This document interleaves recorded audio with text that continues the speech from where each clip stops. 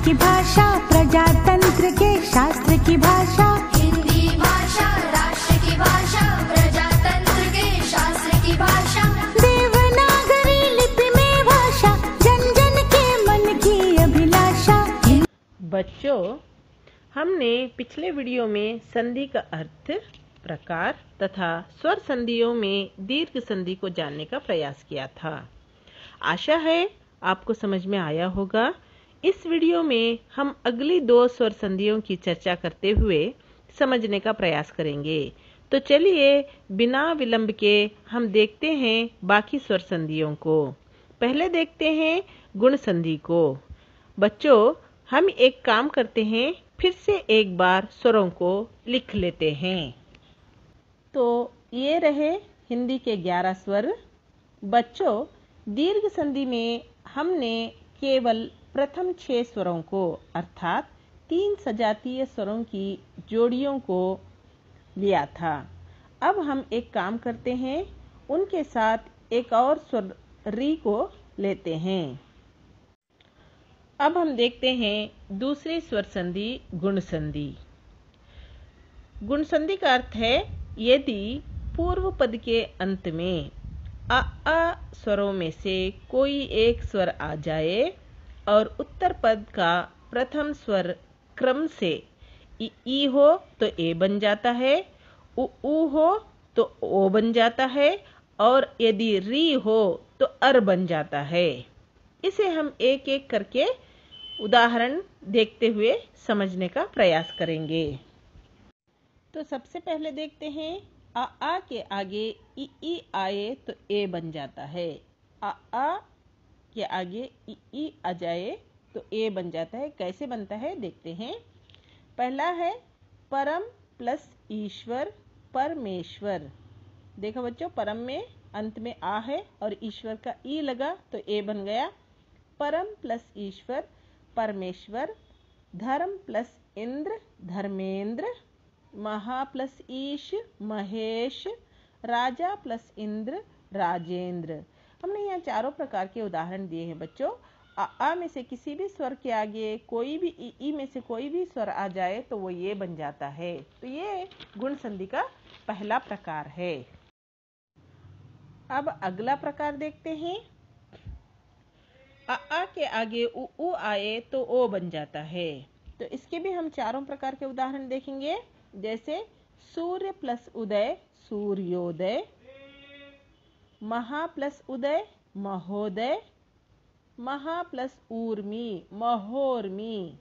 जल प्लस ऊर्जा, जलोर्जा। इस प्रकार हम आ के आगे उ आ जाए तो वो बन जाता है। ये भी गुण संधि का एक प्रकार है।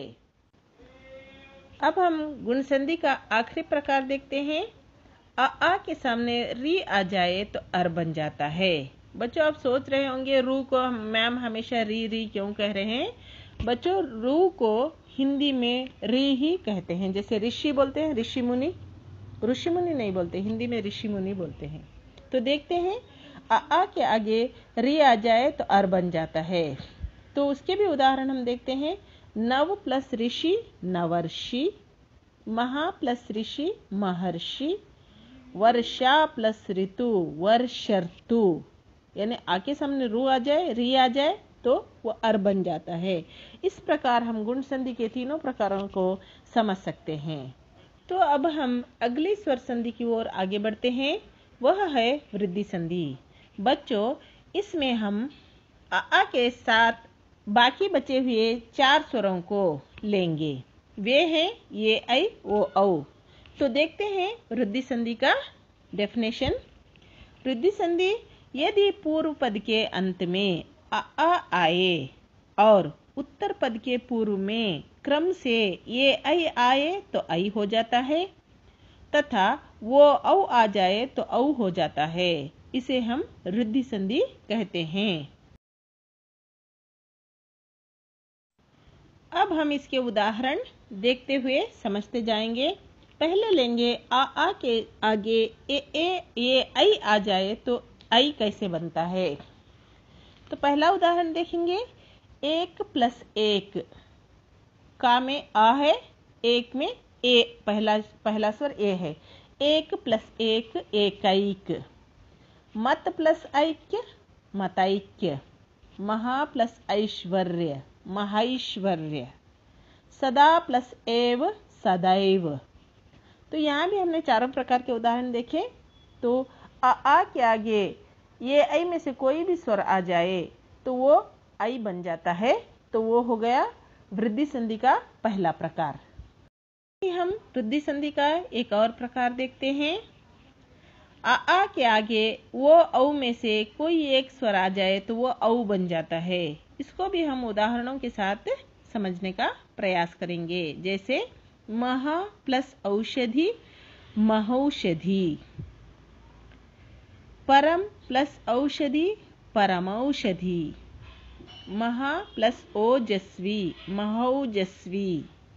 बच्चों एक बात आपने देखी होगी, वृद्धि संधि में जो भी संधि पद होता है यानी संधि बनने के बाद उसमें या तो औ की मात्रा होती है या तो ऐ की मात्रा होती है।